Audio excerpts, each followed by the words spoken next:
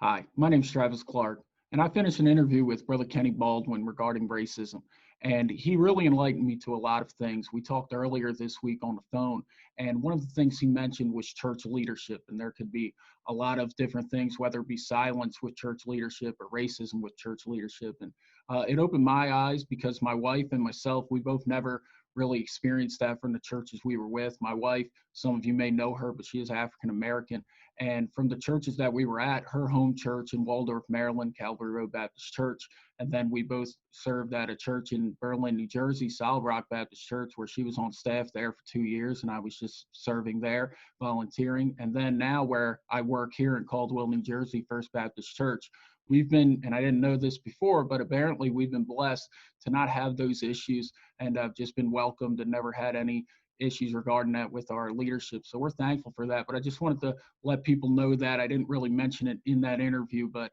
I just wanted to let people know that we never really experienced it, but we know it is an issue, and we're just thankful that we were blessed and didn't have to worry about those things. So thank you. Hopefully you enjoyed this interview. Hello, my name's Travis Clark, and I am an assistant pastor at First Baptist Church of Caldwell. And I feel the need to kind of talk about a subject that's been on everybody's hearts about racism. And I have somebody with me. Most of you probably know him. That's why you clicked on the link here. But this is Pastor Kenny Baldwin, and he's a pastor of Crossroads Baptist Church in Bailey's Crossroads, Virginia. And we're just going to have a conversation talking about some of the things that's on his heart and some insights that he may have regarding some of the issues that's going on right now in our nation. So, Brother Kenny, thank you so much for joining us, and thank you for taking time out of your day to talk about this issue. Brother Travis, thank you for your heart. I believe your heart is pure and sincere. I've enjoyed conversations that we've shared, and I just want to be a help. I don't claim to be an expert on anything. I don't have all of the answers, but I'm genuine, I'm sincere, and I want to use whatever God's given me to help in this area. Ultimately, it's His glory that we're really trying to see accomplished. So thank you for this opportunity, and I pray that God uses it in ways that you nor I could ever imagine.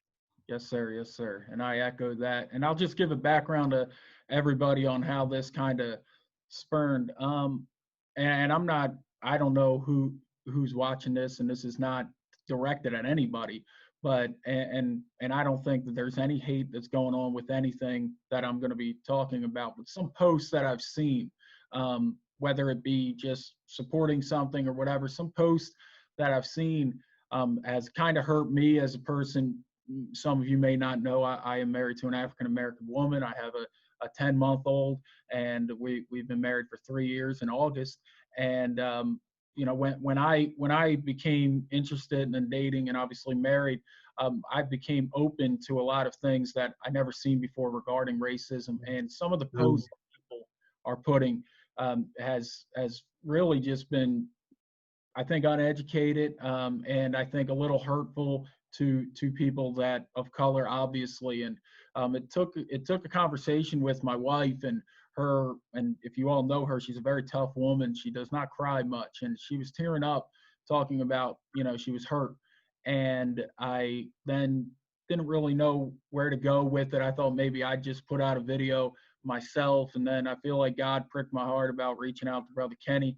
And then we talked I couldn't believe it when I checked after we hung up. It was over an hour about this issue, and it was awesome. It was eye opening, and it was great to have that. But that's my heart behind this. And let me just say this, and I believe Brother Kenny can echo this.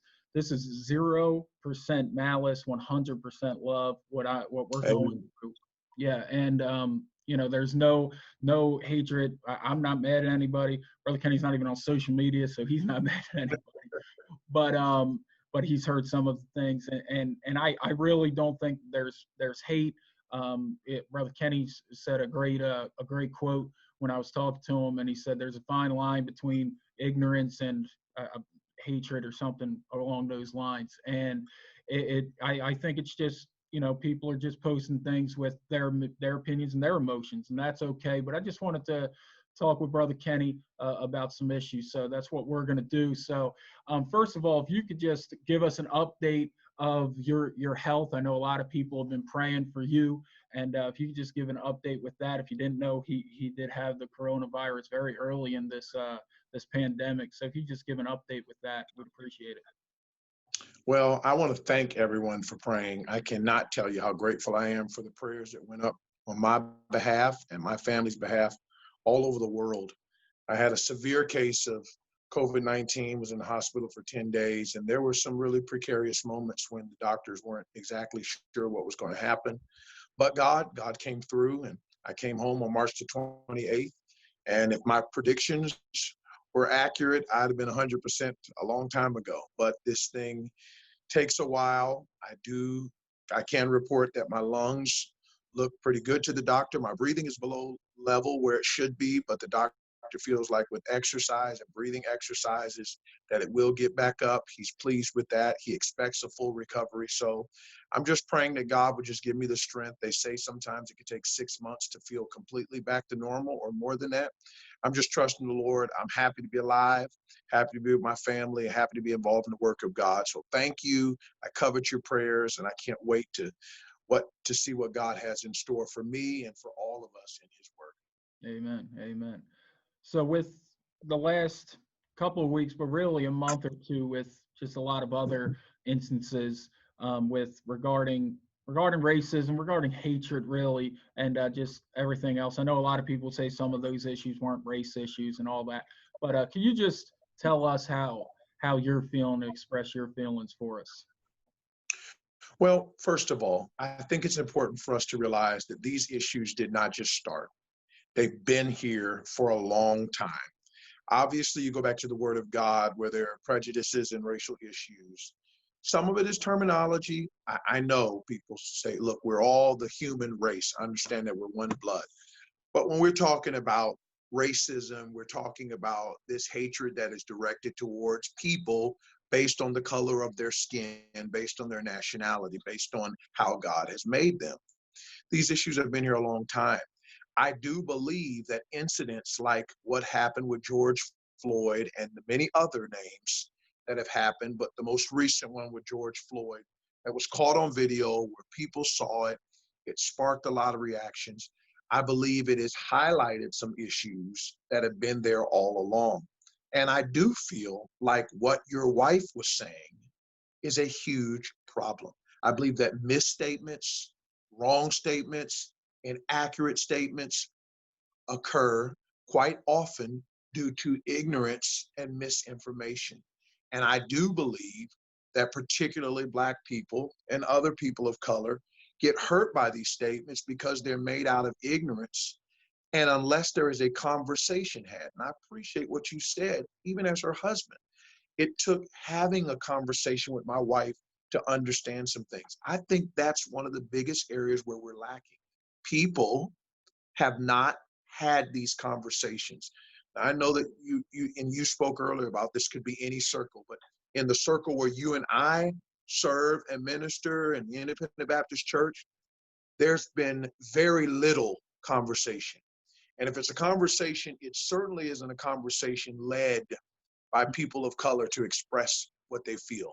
So if we don't know how people feel and we don't know what we say, how it affects people, I think it is very, very dangerous to be making such critical statements without being informed. So right now, I feel like there is a lot of racism, there is a lot of prejudice, there's a lot of ignorance, and there's a lot of emotional reactions.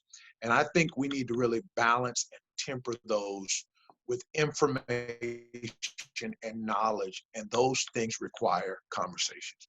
Yes, sir. Yes, sir. You kind of alluded to it, which is great. Do you think that this issue right here, especially, in times past and hopefully recently it'll be opened up more, but do you think that this issue has been ignored by church leaders and churches in general? Would you say, especially in our realm, like you said, independent fundamental Baptist churches, do you think that issue's been ignored? Well, look, I'm a pretty straight shooter. So I'm going to say I know it has been ignored. That doesn't mean that it has been completely ignored, but let me just say it from the perspective of a Black man. And what I've heard a lot of Black folks say that are in churches like this or that are familiar with churches like ours. When it comes to abortion and homosexuality and things like that, they are hit all the time as abominations and horrible sins. But when it comes to racism, people are mysteriously silent, or they don't say much, or they don't say enough. And when I'm talking about leaders and pastors, calling this a sin issue, it's just, it has not happened enough. And I've even had some talk about, even recently since this happened, that they were hurt that their leadership didn't say anything yet, or didn't say enough, or what they said wasn't the right thing to say. So without a doubt, this has not been an issue that we've hit head on enough. And it breaks my heart to say it, but I think sometimes leaders don't hit on it enough because some of them are engaged in some of that activity. You're Mm, certainly not going to rail on something that you're participating in. right, right. So with that thought in mind, with participating, I would ask this question regarding stereotypes, or it's been known as implicit bias. Do you think that a lot of people have that? And implicit bias, for some of you who don't know what that means stereotyping, and I've heard this, and this is sad, and I didn't ask my wife for permission to say this, but I think she'll be all right with it. But my wife experienced somebody in the Bible college we went to, and this person, he ended up getting kicked out. He didn't even last. So it's not, the colleges that they took care of him, but he wasn't in the right spirit. But a friend of hers said, well, you're not black because of how you act, and you're white, and what happened was God left you in the oven too long. And just shocking statement. Yeah, yeah, I'm not kidding. And just a crazy thing. But the reason, and she's gotten jokes a lot less than that, obviously. But oh, you're white, and because she dresses a certain way, and even unfortunately because she's educated and she speaks a certain way. Do you think implicit bias is a thing? And what are your thoughts on that, and how we can get over the thought of implicit bias? There's no question in my mind that there are assumptions. Look, I've walked into churches and had the pastor say, we're going to serve fried chicken and watermelon tonight. I mean, that's just ignorant. Like, like I want to say to him, like, I eat fried calamari. Do you? But this stereotype, it's in it. And let's be fair, it doesn't mean that black people are the only people that get stereotyped, okay? Because blacks could have a stereotype of people. So I'm not saying that it's one-sided, but I am saying it's ridiculous for us in this country, knowing the history of Black Americans here in America and what they've gone through and what this country put these folks through, to not think that that residual doesn't carry over in the minds of people. And it's an exposure thing, to this day in 2020, to having kids walk up to you and rub your skin and say, why you look like that. I mean, it's 2020. We've got televisions and internet. So it's ignorance. It's a lack of understanding of the culture. It's not spending time with people and really getting to know them. And I think you could attest to this, that there are things about the Black culture that even with Black friends, you didn't necessarily learn like you have with a Black wife.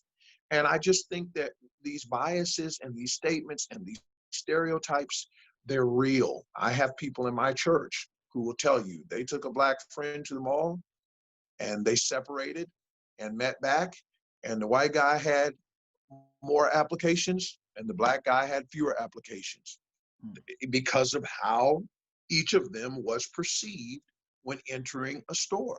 And these things happen, and they're even true in our churches today. And the only way to get past this is we got to learn the truth instead of assuming things about people because of the color of their skin.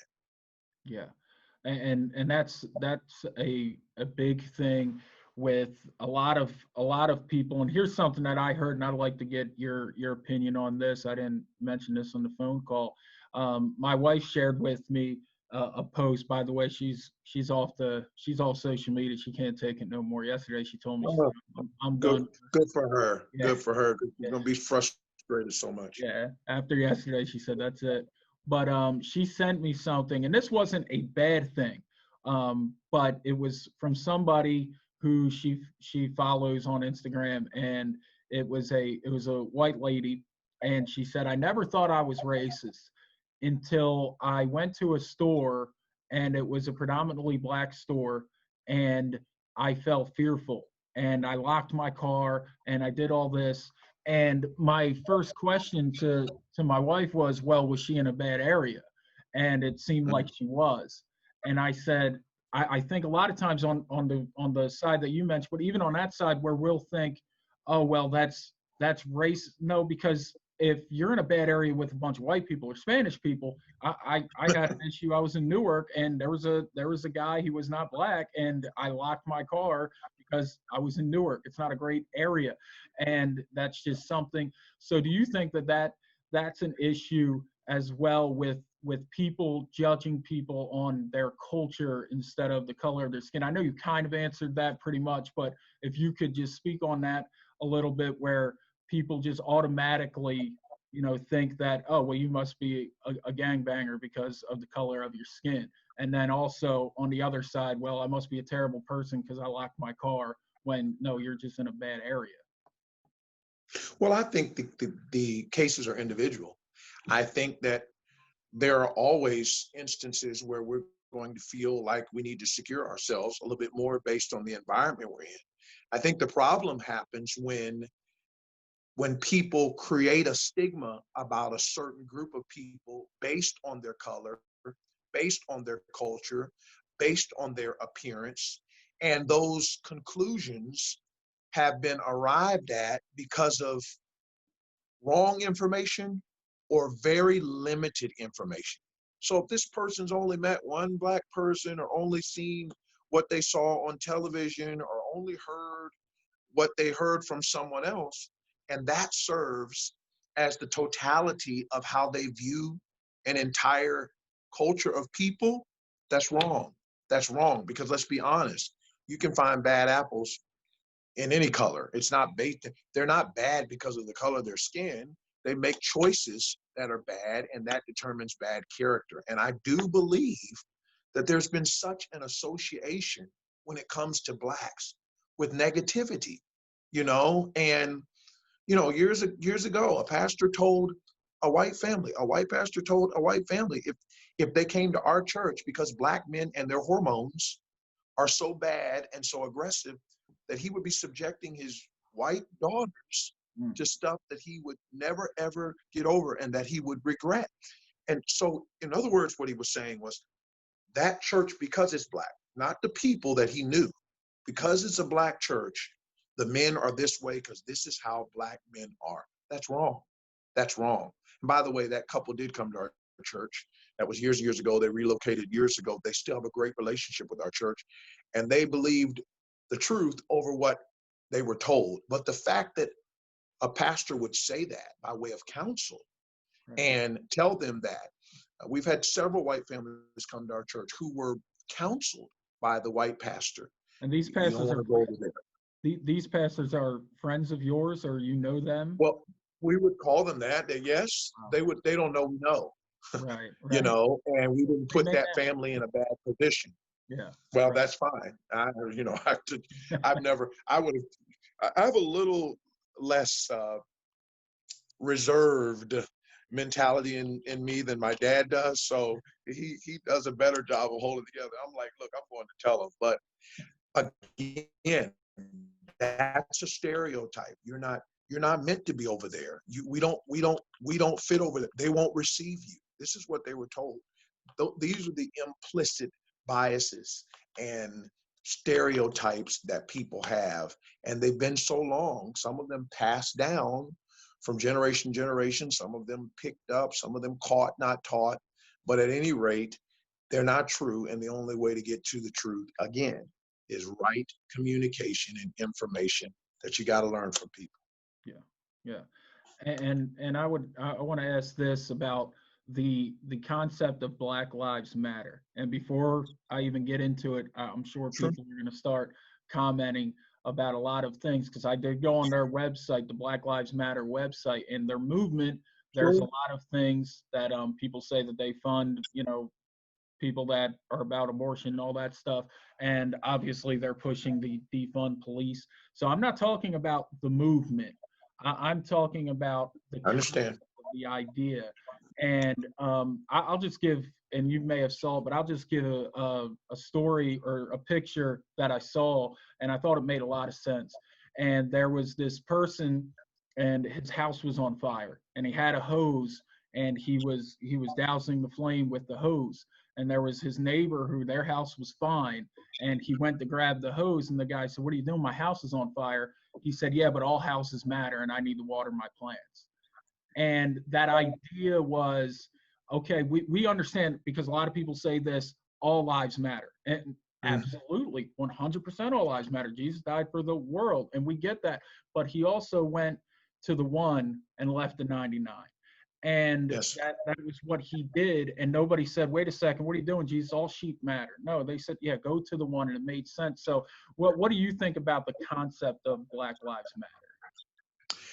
Honestly, Brother Travis, I think that people's objection to the concept is another indication of some racial issues that we have, because we don't criticize a missionary for having a burden for a certain field. Mm, We don't criticize a church for hosting a conference to reach Hispanics in America, or the 1040 window. The only reason why we have these kind of statements is because of the need for emphasis and also the existence of neglect. For years, we have hosted the Conference on Evangelizing Black America. We got some of these comments. Why isn't the Conference on America? Well, listen, we're trying to we're trying to establish some emphasis. We're trying to highlight a neglect. Listen, we're trying to put the probe on the truth about the fact that there is a 40 million strong people group that in many ways have been left out of evangelism, and we are all, as a nation and a world, reaping the consequences of it. So when I hear somebody say Black Lives Matter, the first thing that comes to my mind is not, oh, they're saying Black people matter more. No, they're saying Black people should matter the same, and they haven't mattered. And come on, we're not ignorant. We know what has happened in American history. We know how Black people were treated. We know what happened in our country. We understand the Civil War. We understand slavery. We understand what has taken place. Listen to me, even the birther movement, where the president had to defend himself as being an American, and you can't tell me that that wasn't racially motivated. So when people make these statements saying Black Lives Matter, what they're trying to say is, hey, let's make sure that Black lives are as important as white lives or any other kind of lives. I appreciate the concept and I understand it, because I truly have experienced at times where being Black wasn't viewed equally. Someone says, "You're a good Black preacher." mm, Well, to me, that sounds like you're not a good preacher, period. You're just good Black preacher. Hey, look, Black Lives Matter. If he's a good preacher, no matter what color he is, he's a good preacher, period. So when people, again, make these ignorant statements, well, all lives matter, why you got to emphasize Black? Because there's been a neglect and there's been problems, and we all know it. And so the emphasis is to say, let's have an equal respect for a group of people, regardless of their color. and I think that was beautiful. And the one thing that I hope everybody got out of that, he said highlighting a neglect.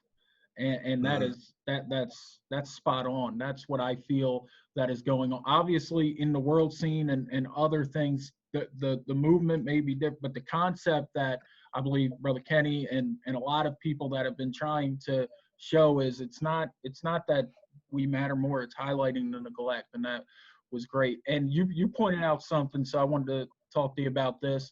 You said 40 million, and what I've seen a lot is people throwing out statistics, and they say that sure.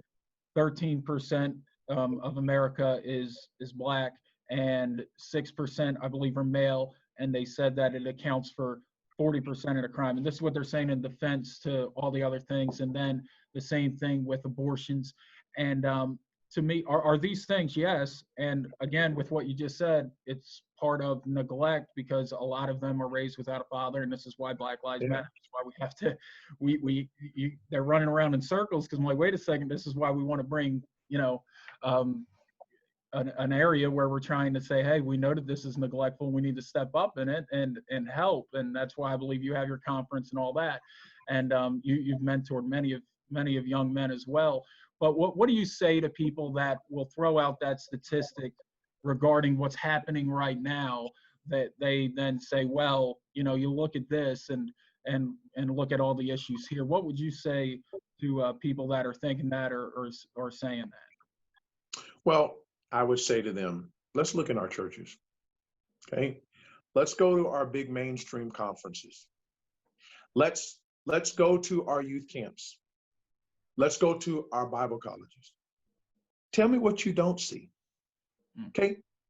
A lot of churches have Spanish ministry, Korean ministry. Now, obviously, you're not going to have a black ministry. You have these other ministries because there is a language barrier. I understand that. But when it comes to reaching African Americans and blacks, it seems like it's the least. And so if people want to talk about the crime and listen to me, what do we expect people to do that don't know the Lord? What do we expect people to do who've never been exposed to the truth? Come to Crossroads Baptist Church and you will see a level of New Testament Christianity that only the Holy Spirit can produce, and it's among black people. The Bible has worked. These are not blacks that grew up in Christian homes or blacks that all had exposure to the truth. Most of the Christians in our church are first-generation Christians, but they've been exposed to the truth, and they were more apt to receive it because it was given and led by a black man. And again, when you're dealing with the stigmas in our country and the racial divide and how our churches are made up, there's a need for black leadership to be seen by black people. And we've had that opportunity. So I don't have a lot of patience for people that want to go pull up the statistics of, listen to me. We've done a lousy job. We had a window years and years ago to evangelize Black America. I'm talking about fundamental New Testament Christianity, and it did not. And we're going to have to give an account for that. There were times when it couldn't happen. The Christian school movement was started so that schools were not integrated, okay? So there's a lot that's taken place over the years. So I don't think that statistics are the answer, particularly if we believe the gospel works. We have to find a way to create a mindset that it's not black versus white when it comes to the truth. It is Christ and he is the center. And if we harp on these peripheral statistics and not really deal with the issue and admit that there are some barriers that have been put up and entrenched, that unless we deal with them directly, we're going to keep having problems. And it's not just black people that are wrongly affected or adversely affected. Our whole country is affected. And might I say this, and I know you've got some more questions, but it seems to me like our churches, and particularly, I'm not picking, but independent fundamental Baptist churches are the last in the line when it comes to development in this issue. Other churches are ahead of us. Sports, entertainment, Hollywood, they're ahead of us. But it comes to independent Baptist churches, they're dragging behind in this issue, and we're the ones supposed to have the truth. So we should be leading the efforts of reaching all people, not dragging when it comes to our progress. Yeah, and I don't know if it came on there. I tried to hide it, but when you were talking, I smirked for a second because I went back to, in my mind's crazy and it does 15 million things at once. But I went back to the first time that I went to a COBA conference, and I went there, and you had the choir and they were singing, and everything was awesome, and what I expected. and then you had a group come up and sing, and talk about implicit bias. Here I go, but they were a bunch of white people singing extremely, white, so to speak. And so there's my implicit bias. I'm not innocent, but um, and at first I was surprised, and then I took a second and I said, well, no, this, of course, that should be, because the reason of the conference, which I know is, and how long has it been going? I know it's been going on for years, with 1994. 1994. So it's been going nearly, 25 years now. And it's for the white churches. It's for the people who want to learn how to reach out. I'm sure that was your father's heartbeat. And I That's talked to right. a guy. I had a group come when you were at a church near here, and I had a group from my church come and see you. And I said, yeah, this man's name is Kenny Baldwin, and he's a pastor.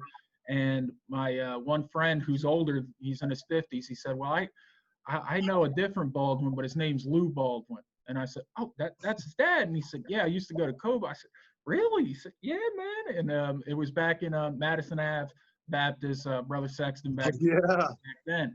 And he went there before, and now he's at our church, and he's telling me about that. But it opened my eyes to that. That's the thought of it. And I believe that's the heartbeat of trying to teach and equip people to evangelize Black America in a way that maybe we don't know and don't understand, and you're trying to show them through the preaching and teaching of God's word, which I do appreciate.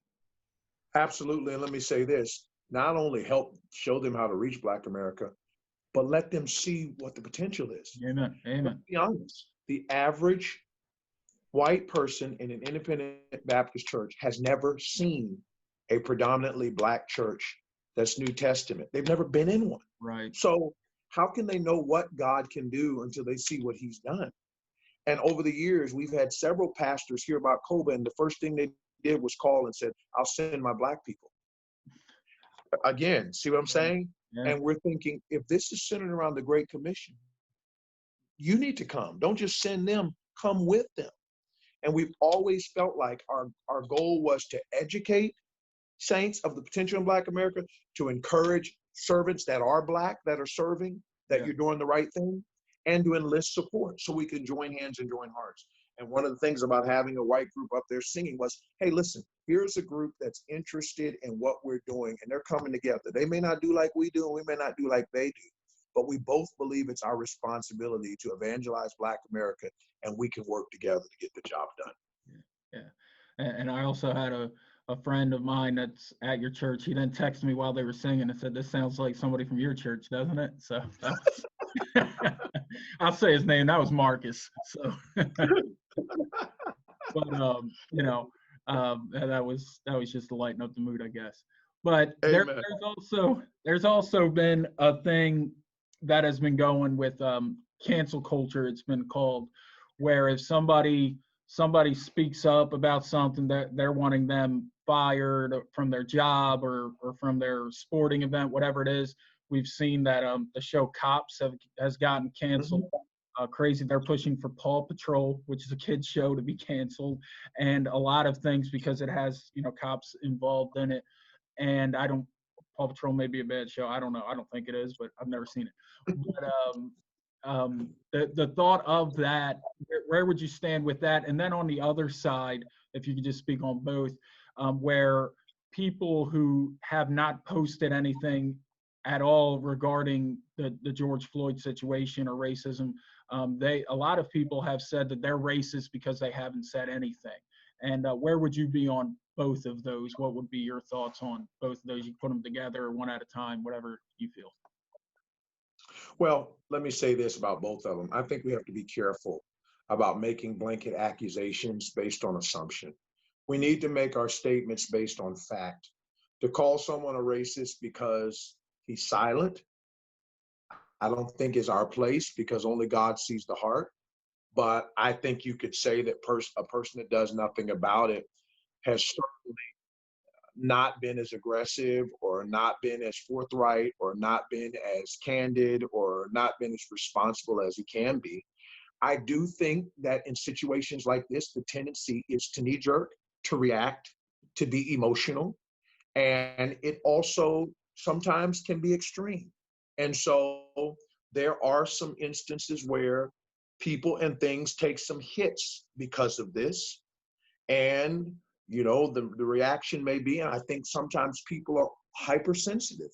And their first thought is, whoa, whoa, whoa, whoa, this might be offensive, so we better not do this.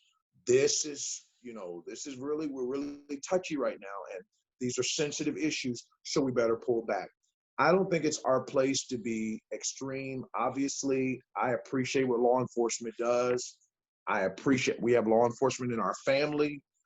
I appreciate how law enforcement has helped us. I thank God for the law enforcement officers in our country, and I want to say that I'm not anti them. I'm appreciative of them. I pray for them. They put themselves in harm's way on a regular basis. But when you're dealing with a situation like this and it's viewed by the whole world, people don't know how to react. And let's be honest, come on. Every single one of us has been on the receiving end of a drastically negative occurrence and reacted emotionally. Mm-hmm. And this is where it is. And until we get sides together who can talk about real issues, these things are going to happen. I do feel that just like we shouldn't react and throw out the baby with the bathwater, I do feel on the contrary, people need to sense their obligation as leaders with influence to speak. Yeah. Pastors need to speak. We can't, especially if they run to the pulpit on every other political issue, especially if it's obvious that they don't bite their tongue on other issues. Come on, you can't gather a Fox News interview on Saturday night and be preaching on Sunday morning and then take weeks to make any comment about racism. I'm not saying make our pulpits social platforms. I'm not saying we ought to be more caught up in politics than we are scripture. But I've always felt to whom much is given, much shall be required. And I've always felt that when I am a leader, the ultimate concept of leadership is having the responsibility for other people and to not take advantage of the opportunity to lead people that are following us in something as critical as this, to me, is a missed opportunity. And at the very least, a shirking of leadership. So on both ends, I think that there are errors that can be made, but I think all of us have to be careful at how we judge other people, but we also have to be careful that we do our part individually as leaders to combat wrong and to foster right. And when people say nothing, to me, in this day and age, silence is often viewed as being complicit. And I think when something is bombarding the whole world, they're marching over in Germany and they're marching over in other countries, and we're right here in the United States and we know what's happening and we say nothing, it causes people to question, especially when we say something about everything else. Yeah, yeah. And that's something where I'm not huge on social media anyway. I hardly do anything on it. But I on purpose wasn't going to say or do anything until people started contacting me and asking me questions. And the main reason I said, well, number one, I would assume that most people would assume I probably am okay with black people since I'm married to That's right. that's also not the case either. But I didn't think that I was somebody who was equipped to say anything. And then when I started getting calls and people asking me, I realized that me being a white person, but also having the experiences that I do, where my father-in-law, I shared this story with you earlier this week, but my father-in-law, he was with me, and we were walking to our car from TJ Maxx, and we were walking, and it's a pretty predominantly white, but I mean, real 10 minutes away is pretty mixed place anyway. And my father, he dresses like you, Brother Kenny, and Stacy Smoot, but he's very prim, proper. I don't even know if he owns a t-shirt. He's just always dressed in nines. And we were walking, and he him and I were talking and may even been laughing or something, and I heard a car door lock when we walked by a car, and I never experienced that before. So that's actually, I didn't have this in here, but that's actually gonna have another question for you. But I never experienced that before, but that's something that he experienced, and I got to experience it through that. And with that, and I'd like to ask you this: the idea of white privilege, where a lot of people are putting, they're getting upset with that term or whatever. And is white privilege the right term or not? I don't know, but I will say this: I've never had that happen to me before, and I've never had car door locked just because they saw me walking by, and I've never had, just like you said with your friend, and two of them went out looking for a job and one came out with double applications. I was the guy with the double applications. And maybe that terminology is wrong. Maybe people are thinking, well, white privilege meaning that I was born with a silver spoon. I wasn't born with a silver spoon at all, and I love my Sure. family. They did a good job. We were on food stamps. We struggled. Went. I think it was six or no, probably three or four houses within 3 years, and moved around a lot. Love my family. They did awesome, and they're doing great now. But I wasn't somebody with a silver spoon in their mouth by any stretch, but I Right. had privileges, I believe, and if you don't want to call it privilege, whatever you want to call it, but just because of the color of my skin, I believe that I had that. And if you could just talk on that for a little bit, and what your thoughts are on that. Well, look, the American way, the American dream, it it's always been the white way. And that's how blacks have always perceived it. And it's been true. I mean, we've always known you're going to have to be twice as good to be even recognized. And people just assume people may not want to people may not want to admit it, but it happens. It's real. And there are things that we've witnessed even in our church world when it comes to how you're treated, what you get, positions you're considered for, things you're recognized as, what you're noticed for. It happens. It's real. It's real. It's real. It happens in our law enforcement. It happens in our career field. And people need to admit, I have white folks that I know will admit it without any hesitation. They say it's a fact. I think we also have to be clear that just because we admit it doesn't mean we're causing it. Mm, We can't keep hiding behind myths and things and saying we don't want to admit the truth. Let's just be honest. You know, when you go back to slavery days where blacks were taught that, obeying your slave would earn you a trip to heaven and works for salvation and these kind of things and the things that blacks had to do just to survive. We're not in slavery, but we're still, why do you have to come up with a Rooney rule in football? right. Why do you have to do that? Can, Why can do we, you why can do you they, explain what that is for people who don't know? that's where when vacancies happen for a team, they're required to interview at least one black guy. Right. If there's no such thing as white privilege, why would we have to have that rule? Because the league knew that if you don't set it, the guy, a black guy, perhaps won't be interviewed. Now, we still have a shortage of black coaches, but at least now they're getting interviews. And so that's just an example of situations where, again, and it goes back to implicit bias that we talked about earlier. Our system has been designed. Blacks have always been trying to learn the American way in order to make it. Mm, Whites are not trying to learn the black way in order to be successful. Okay. good As a point. matter of fact, we have white folks who are shunned by other white folks because they feel they act black, they go to a black church, you trying to be black, their families like you ain't black and you trying to be.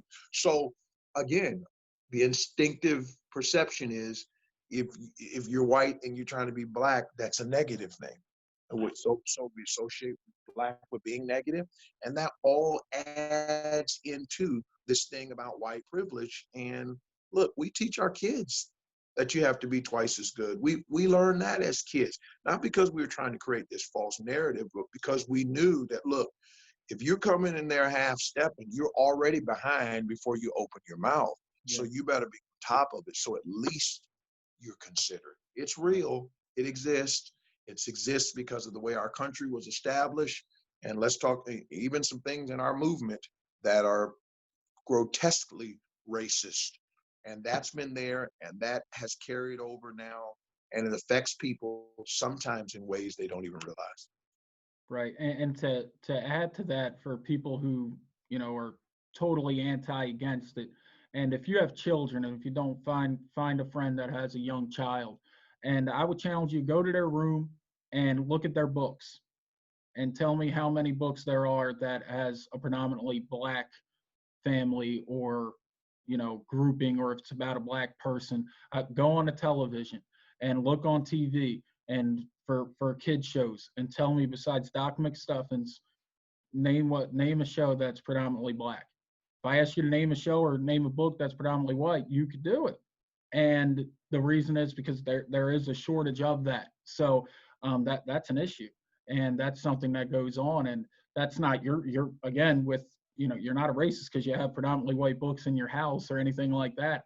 I do as well for my child. We only have one book that's all predominantly black because they're hard to come by, and That's that's right. just something to really think about. And a lot of times people are doing good with having a sidekick or having the co-star, being a person of color, but it has been something even in children. So why are we shocked when a child doesn't understand why you're a different color or whatever? And I've experienced it. I babysat African American kids, and we were at a birthday party, and one of the kids, first time he ever saw me, and he was just like, "Why are you white?" I said, "I don't know," and I was the only white person there, and it was something, but it was great, and I'll never forget that. But that's just one time. I'm sure that's happens to African Americans all the time. But I would just challenge you to look at your library for your kids, or on the television shows, and that happens at the youngest of ages. So it is something that we do need to understand and look into it. And I would also say this, Brother Travis, yes, sir. try to find out how many Christian schools in America teach Black history. And some of them could be listening today who are too afraid to even cancel school on Martin Luther King. I've gotten calls from people like struggling over. I'm like, how about it's a national holiday? Like, give me a break. So why is it that Christian schools have a problem with celebrating Martin Luther King, but sometimes don't have a problem celebrating George Washington's birthday, or Lincoln's birthday, or St. Patrick's Day? So come on. Again, white privilege. You celebrate a Black American whose contributions didn't just help Black people, they helped the whole world. And we've got to discuss, the banks are closed, the government's closed.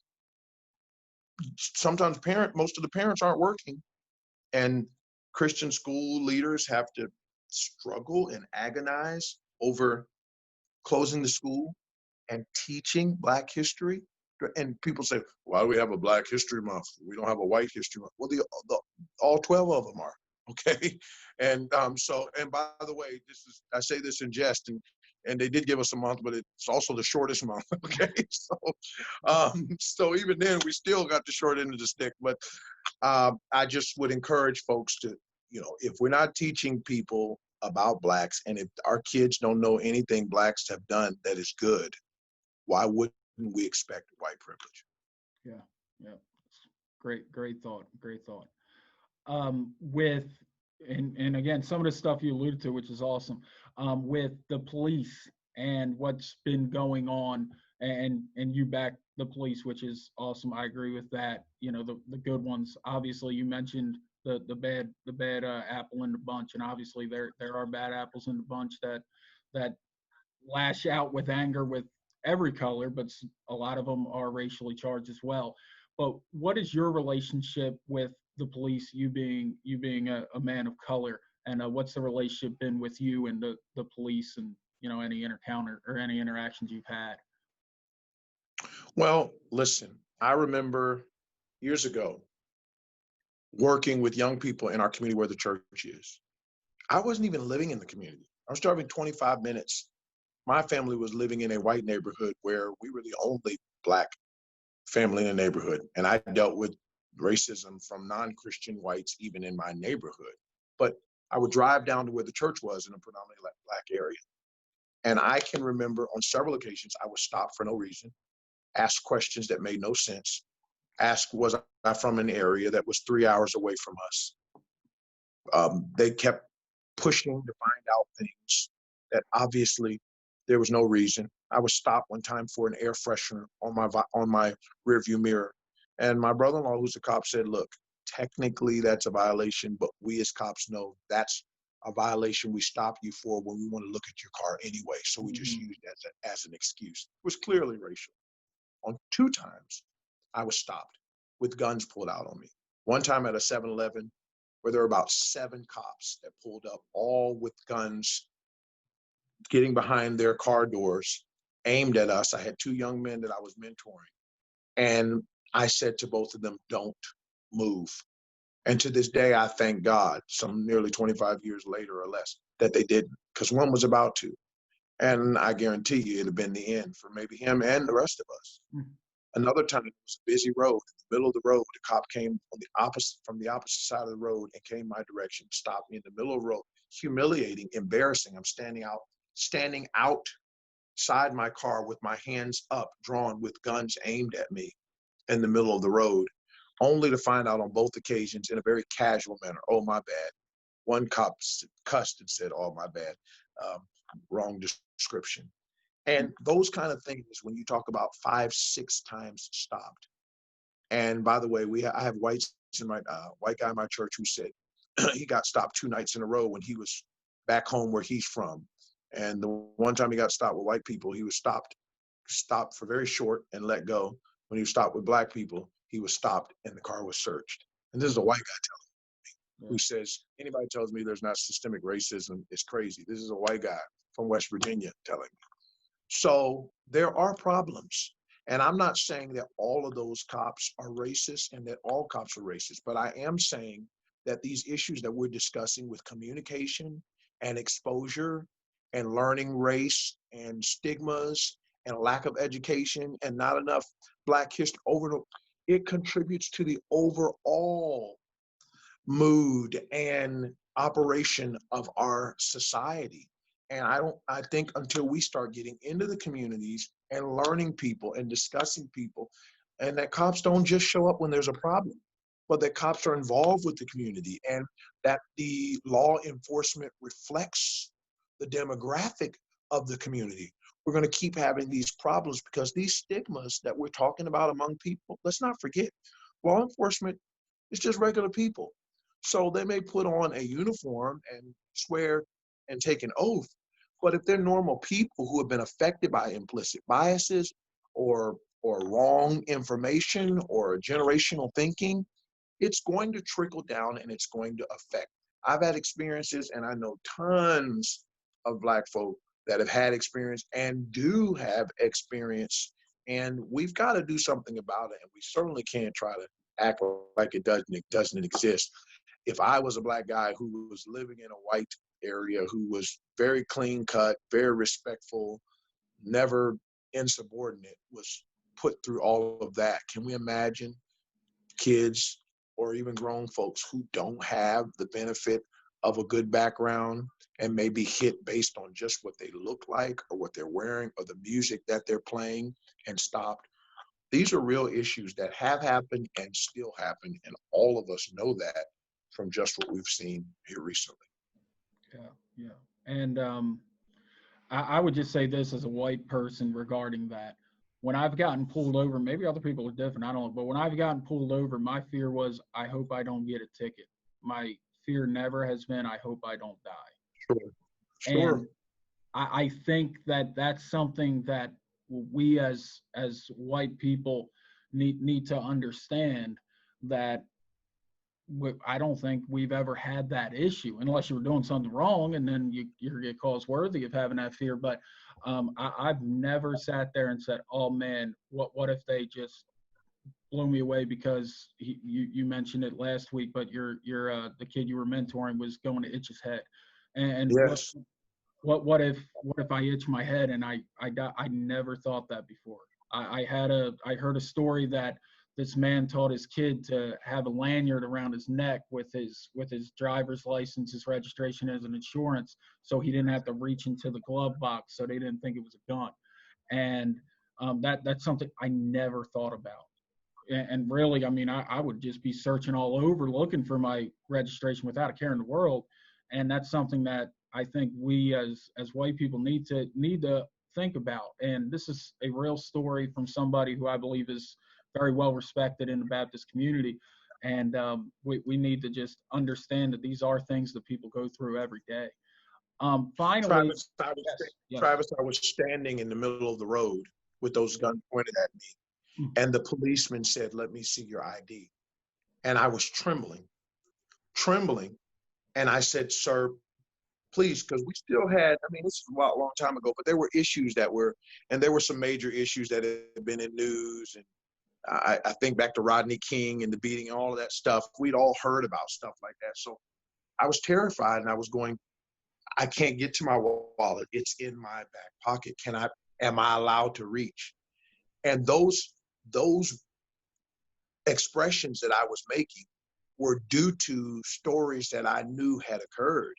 And it literally prompted us, my dad and I, to go to the Mason District Police Station where we live and introduce ourselves to the commanding officer so he could introduce me to his officers, so they knew, look, when you're patrolling this area, this young man is a young man that's helping young people, mentoring them, taking them in his car, feeding them, taking them over there, dropping them off, bringing them to church, and the fact that, I was terrified, literally, after I had faced that, and literally called my dad, and I thought, can you imagine him coming straight at me across the road, and he's got this gun aimed right at my head, straight directly in front of and I'm going like this, and I have no clue. I just wonder how many white young men have been stopped like that and been told, oops, afterwards. I mean, it's just, what if I did go straight for my wallet because he said, get your ID, and think I was listening to him and not ask permission? Would I be sitting here today? So it is and as you talk about raising boys like I do, and raising my sons and my adopted sons and having conversations with them, these are conversations we have to have with our children that not everybody else does. At least, folks, appreciate that we have to do that before you just arbitrarily say there's no difference. Yeah. I wasn't gonna say this, but I think it's good. Another question. I know we're going a while, but I kind of figured it would happen this way, which is fine. People may already tuned out. Who knows? But with the rioting and with the looting, a lot of people are getting very upset with the rioting and the looting and all that. And I'm sorry, I should have sourced everything that I looked at, but I've researched a lot of things. So something I heard was that they said, instead of people saying these protesters are looting and rioting, they should say that these rioters and looting are disturbing the protest. And I think a lot of times we're just saying, oh, these people that want this change and all this stuff, they're going through and they're destroying property and all that. And could that be a lot of people? Absolutely. People, the Bible says, hope deferred maketh the heart sick. I'm not giving any excuse, and that should not happen. But when you don't have hope, your heart's sick. When you're lost, I mean, people are acting a totally different way. I'm not excusing that. I'm not saying it's okay, but that they, in their minds, they have no hope, especially the lost. And most of them are lost. The ones that I would assume are rioting and stealing and looting and all of that. So I would ask you, what do you think with the people that are saying, you know, this isn't about racism. This is just people trying to get gain or just, you know, causing a ruckus, or they shouldn't do it this way. There was a post about people standing in unity, and I believe it was during the Martin Luther King march, and that's what people were saying. This is what peaceful protest should look like. And then somebody later, a person of color, put a post and said this was 5 minutes after that peaceful protest, and they were all sprayed with tear gas, and they were all getting arrested. And people, you know, that's what people see, and all that. So, what do you think about the protest and the looting and rioting? What are your thoughts on all of that? Well, first of all, looting and rioting is wrong. Okay, it's wrong. We understand it's wrong. Second of all, the vast majority of people protesting were not doing that. It's a small percentage of people that didn't do that. Furthermore, let's not get so distracted in a wrong reaction to something that we take our attention off the wrong action that happened first. And we got to deal with, we need to respond. Some people are responding the wrong way. We understand that. But it doesn't change the fact that we've got racial issues and racial injustices that need to be dealt with. Listen, churches start RU ministries and addiction ministries for people, and part of those ministries deal with how these folks got into addiction based on wrong treatment, bad background, family members that did it. Churches don't sit up there and go, shame on him, he's doing drugs, he's, you know, he ain't really trying to get right. They start a ministry to try to reach him. Yep. Now we see an egregious occurrence that happens. We see racism in our country. We see the vast majority of people, even across the ocean, that are peacefully protesting. And we see a few doing this. And I think sometimes it's a chance for people to use this as a scapegoat from dealing with the issue, because instead of talking about racism, they get a way out by talking about, let's deal with the issue. Listen to me. We know that looting is wrong. We know that rioting is wrong. We don't excuse that. We should not dismiss the anger in some of these people that are rioting and looting. I don't think they should use the name of George Floyd to do it. But there are some people that are so, let's talk about, when you get upset and he that hath no control of his spirit is like a city that is broken down without walls. Listen to me. They're not the first people that got mad about something that was legitimately wrong and reacted the wrong way. Be ye angry and sin not is in the Bible for a reason. So let's be careful, folks. We've all been legitimately wronged and reacted the wrong way. The guy that gets the flag on the football field typically is the guy that's reacting, okay? And he's reacting because and so we try to teach him, you know, don't react the wrong way. There are some people that are reacting the wrong way, but this is not the issue. The main issue is what is going on in our country and what needs to change. Those folks wouldn't have been out there had this action not happened, okay? They didn't just decide one day to go out there and riot and loot.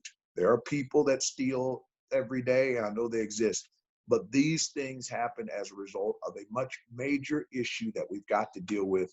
And I wish people wouldn't just look, especially people who've said nothing about condemning racism and then look for a reason to condemn something else. If you're going to condemn everything, and racism has been here a long time. Yes, sir. Yes, sir. Finally, with some advice, I guess you could give us, as us, really every person, but white people especially. And I understand some of you may not be a part of any church, and maybe you just saw this and clicked it. I don't know where this is going to go.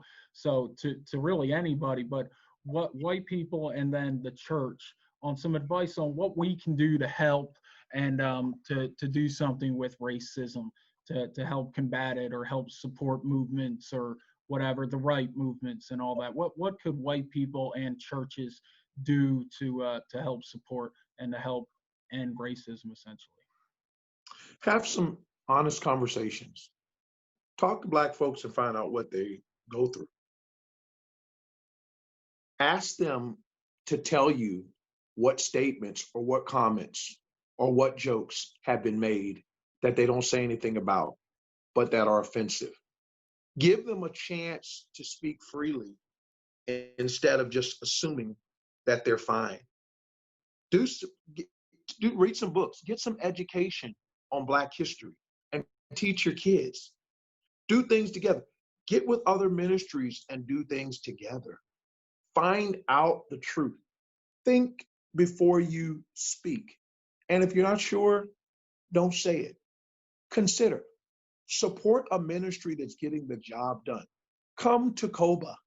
You know, be a part of what we're doing. Find out what's going on. Do what Brother Travis is doing right now. This is huge. This is huge. We face stuff.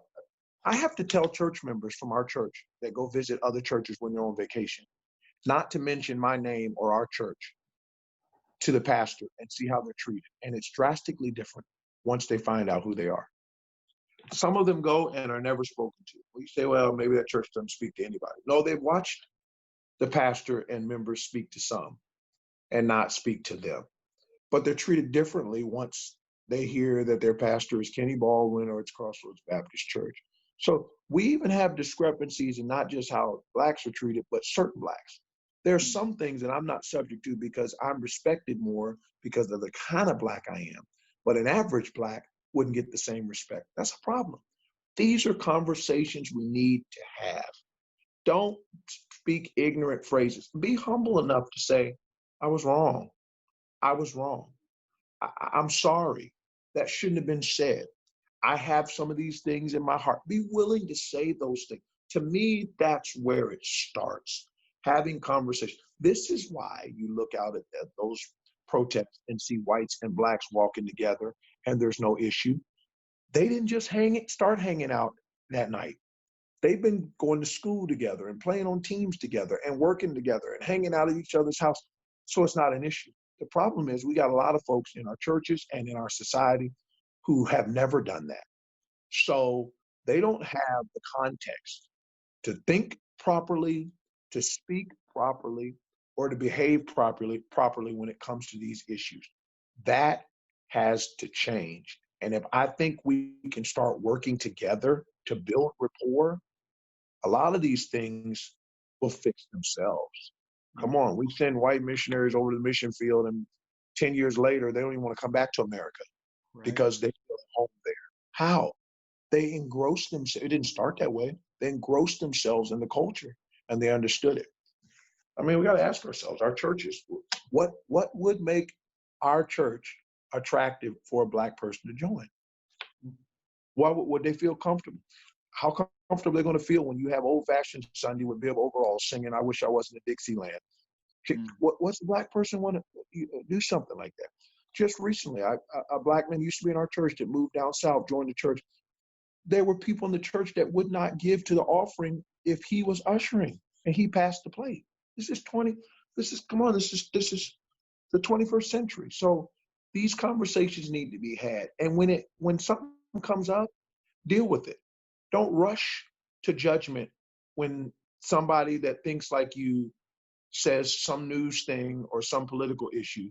And then when it's a Black issue, say, well, I'm still waiting to get all the details. You don't wait any other time.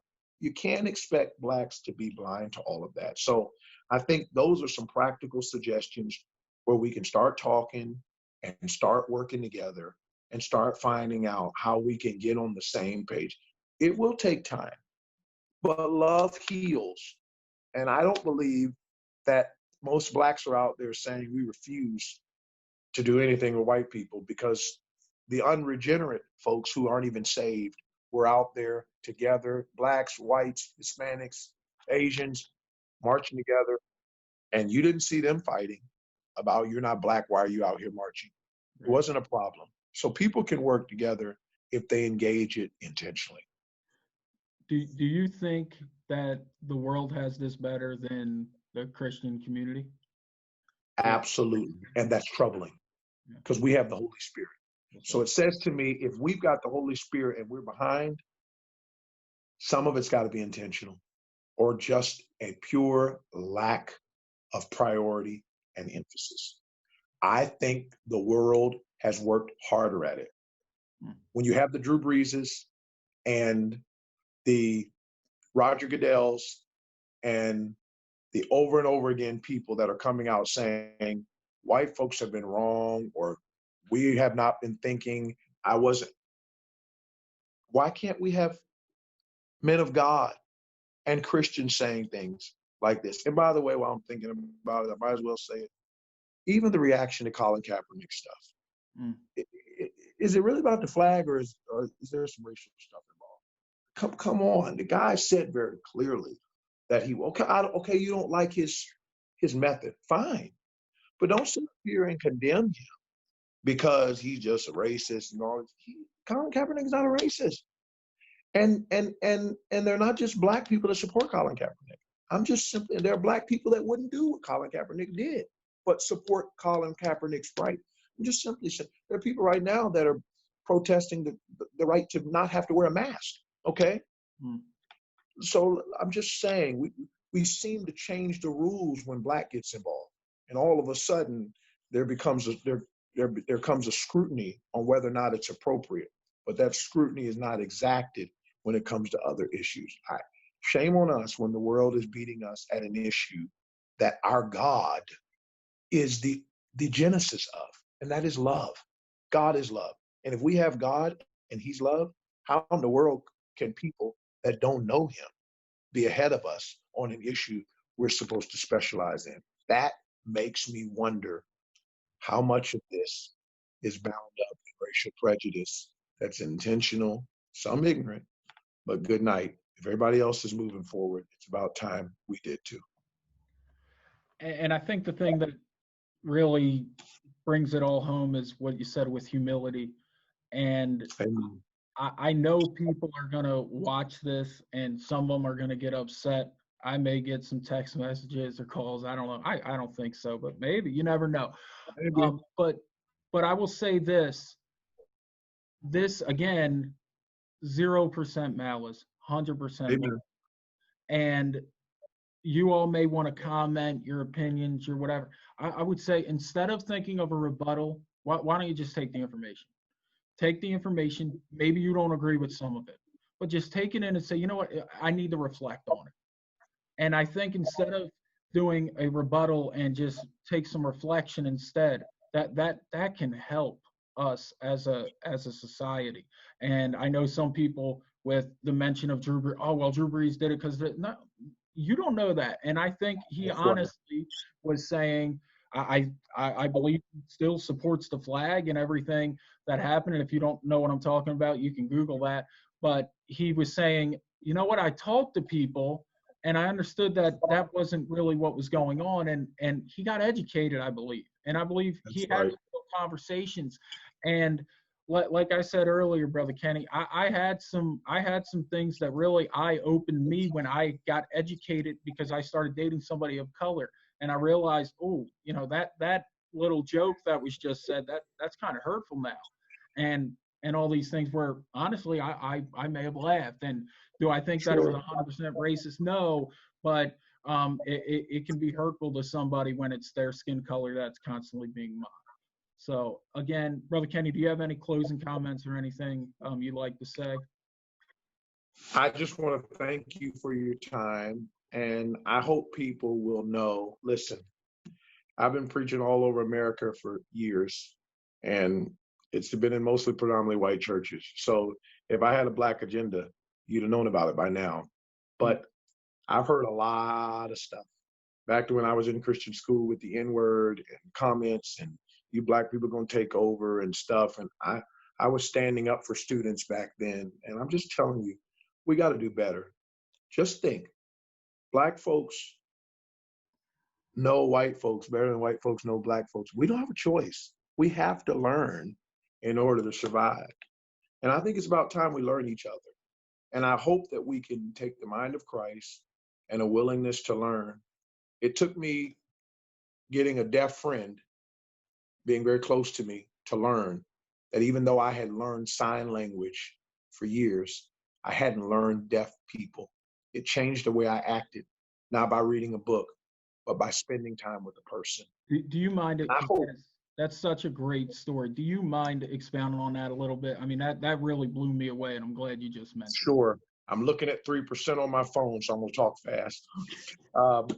Yeah, I learned sign language as a 9-year-old, and it was basically, you know, just English Sign Language where you sign word for word, and I used it off and on. And years later, I'm the pastor, like, over 30 years later, almost or less, and a deaf man walks in my church, and I start signing to him, and he's like, "That's not ASL. You're signing word for word." We became friends, and I learned a whole lot more about deaf people than just sign language. How to treat them, how to talk to them, how to deal with them when hearing people are around, and it changed my whole perspective of a culture. And I think if we could embrace a people, we would find out that you may have a black friend, you may have black people in your church, black kids to ride your bus, but until you learn a culture, you're never going to learn people for who they are. Amen. And thank you again so much. Hopefully your phone doesn't die and you get it on a charger. Thank you so much for taking time and joining me. Really, it means the world to me. I appreciate you, your friendship, and just a great time getting to talk with you about this issue. Thank you, and God bless you, and God bless all of you. Yes, sir. All right. Thank you guys so much. Again, zero malice. And please just think about those things. And thanks for joining us. All right. Take care.